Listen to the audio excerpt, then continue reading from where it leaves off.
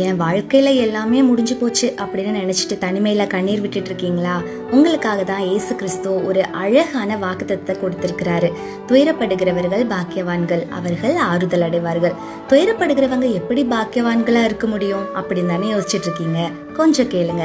கானாவூர் திருமணத்துல திராட்சை ரசம் தீர்ந்து போய் அவமானம் மிஞ்சிய போது ஏசப்பா அங்க இருக்கிற சாதாரணமான தண்ணீரை மிக சுவையான ரசமாக மாற்றினாரு. உங்க வாழ்க்கையிலையும் மகிழ்ச்சி தீர்ந்து போய்விட்டதே அப்படின்னு நீங்க துயரப்படும் போதுதான் தேவன் அதை மேன்மையான சந்தோஷமாக மாற்ற தொடங்குகிறாரு. தண்ணீரை ரசமாக மாற்றின தேவன் உங்க துக்கத்தையும் நிச்சயம் மதுரமாக ஆசீர்வாதமாக மாற்றுவாரு. கலங்காதீங்க, விடியல் மிகவும் அருகில தான் இருக்கு. எல்லாமே முடிஞ்சு போயிருச்சுன்னு நீங்க நினைக்கிற அந்த நேரத்துல உங்க கண்ணீரை துடைக்க ஒரு கரம் பக்கத்திலேயே இருக்குன்னு உணர்றது தான் உண்மையான பாக்கியம். உங்க இழப்பு, உங்க ஏமாற்றம், உங்களை காயப்படுத்தின வார்த்தைகள், இது எல்லாத்தையும் கர்த்தருடைய பாதத்துல வச்சிருங்க.